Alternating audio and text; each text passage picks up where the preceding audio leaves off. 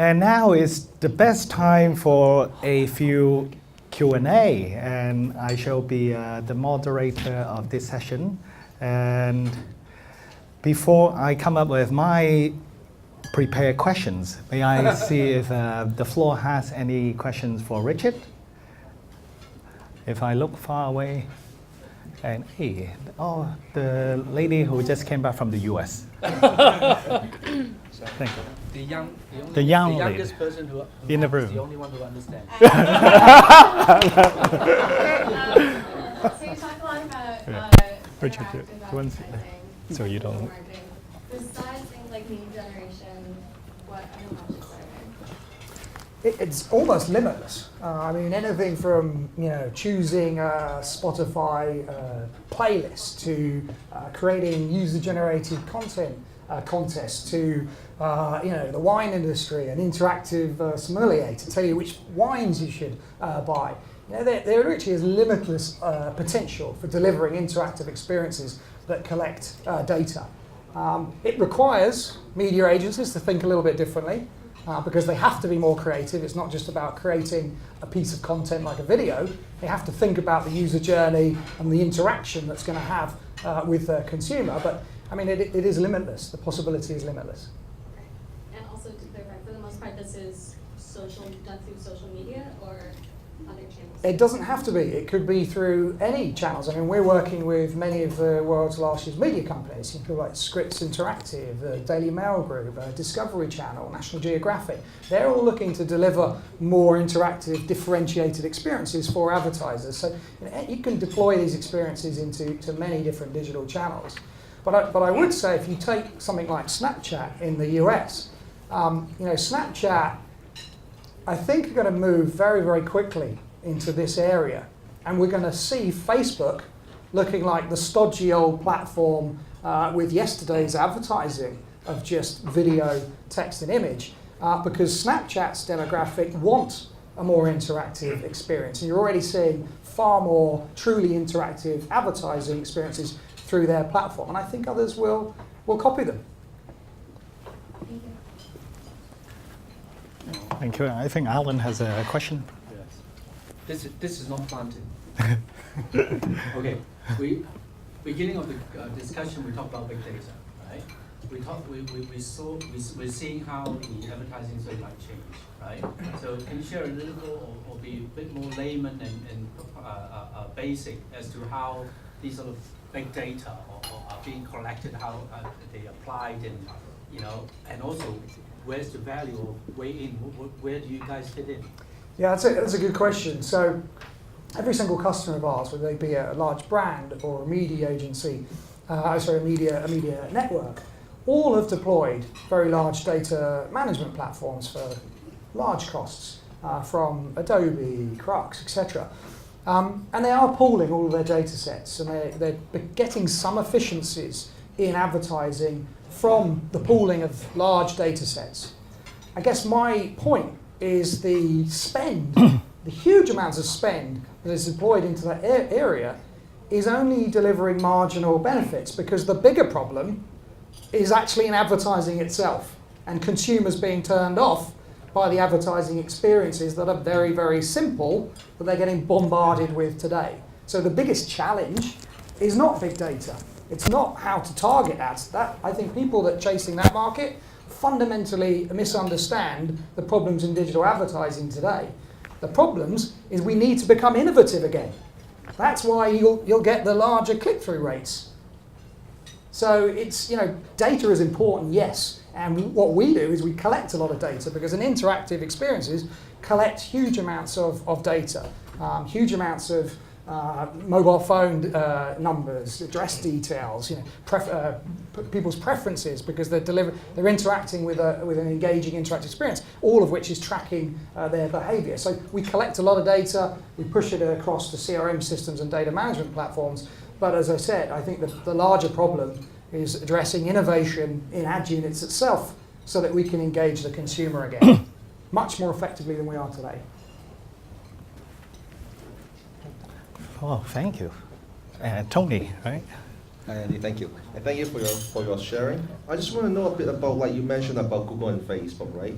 I understand that one of the advantages which Google has in particular and Facebook has is they collect all the data. They have all the personal data. They understand the persona of each of their participants. That's why a lot of digital marketing firms have to work with them, are forced to work with them. Yeah. But, right. Basically, you have no choice. So how is Wayin going to, overcome this challenge? And then, what channel? How are you going to, because like Google has a search engine. Basically, they will know everything you do, and Facebook checked in everywhere. So they know everything that you do. They are in your life basically. So how can Wayin get a share of that? So we're not actually looking to get a share of that. We're not an ads business, but we are an enabler for brands to be more efficient than they are currently being with advertising spend on Facebook and Google. And we're also an enabler for any other ad-funded business that wants to differentiate against Facebook and Google.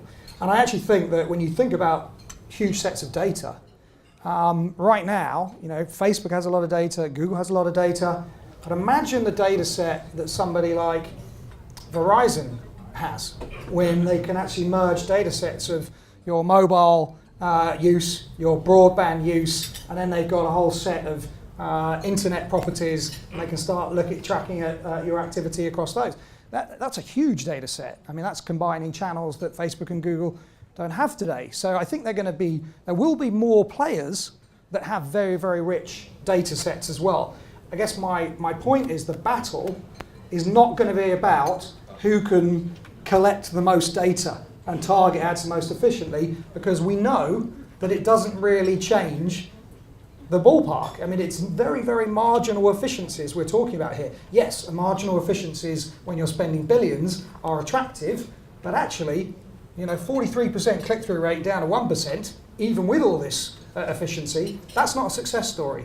And it's not a success story because we're over-focusing on big data and targeting of ads, and we're under-focusing on the type of experiences that are innovative that a consumer might want to engage with. So I think the whole digital advertising ecosystem is going to change.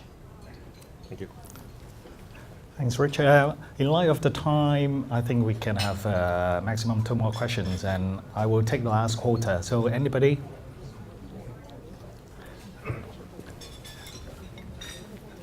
Well, originally I want to ask a similar questions as Tony, right? And it's all about how do you think Google or Facebook can really sustain, given the pie is really so big and what affects the share price? So I'm a banker. But maybe we can switch to another quick micro question, is that the traditional advertising is all about, pushing, you sit down in front of the TV and then you passively listen more things. Right now it's interactive. But the problem is that we are competing, not the idol right now. It's competing with the time of your attention. Can you really sit down and listen and experience, as you said, and then become part of or believe about not believe the view about the brand? And every day we are so busy in the office, right? Even you're right now talking, chit-chatting, listening, a lot of things, going to get chit-chat, checking. How can you use the interactive stuff to attract people's real interest and then put it into action and go to buy the products or services that the brand can invite you to do? Yeah, it's a great question. The way to answer that for me is to look at the data behind interactive experiences. What we see is when you create interactive experiences, and we help to some extent in this because we are seeing all the interactive experiences that major world advertisers are actually doing on our platform, and we see all the data in terms of what works and what doesn't, and we're able to then take the creative ideas and experiences that are working and actually formulate those as templates, optimize them, and make them available to all of our customers. So it's a continual process of looking at the data and learning and offering interactive experiences for people that are using our platform. And actually, when we look at the average conversion rate, when people connect with an interactive experience, we get north of 40% of those people going all the way through that user journey and giving their marketing opt-ins and their data. That's a level of interaction that you just don't get with traditional advertising. So the very fact that something is new and they haven't seen it before and it's different engages people on digital channels. That's really the reason why AT&T got 43% click-through rate when banner ads were new. And I think we need to constantly keep evolving the type of experiences that you can do on digital channels to keep people engaged.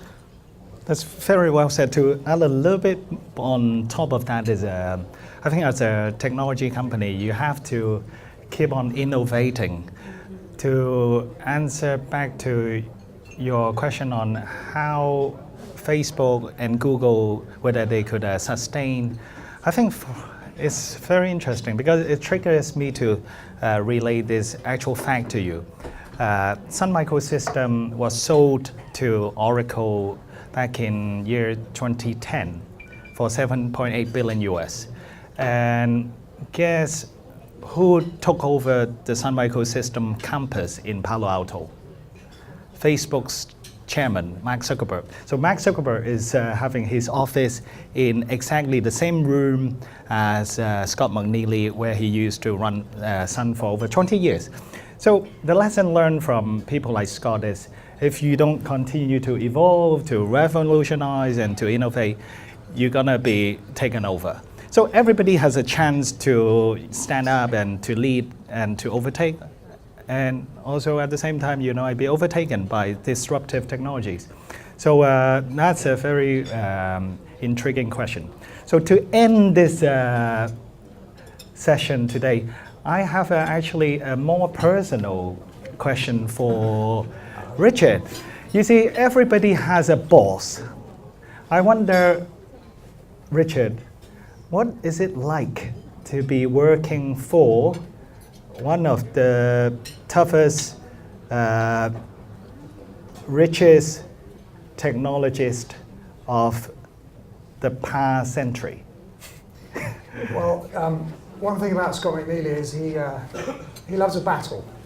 So, he believes that innovation really comes from disrupting the traditional order. And whereas some people might do it quietly, Scott is like an elephant in a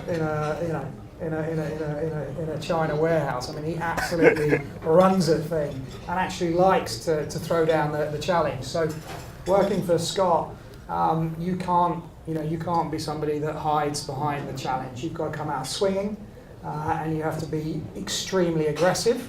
And I've certainly, got confidence from the way he kind of took on Bill Gates and made a great success of doing that. And so, why not? Innovation is about being brave and bold and setting your targets high and having a run at something that isn't working. And Facebook and Google, it isn't working the way it should. So it's time for a challenge.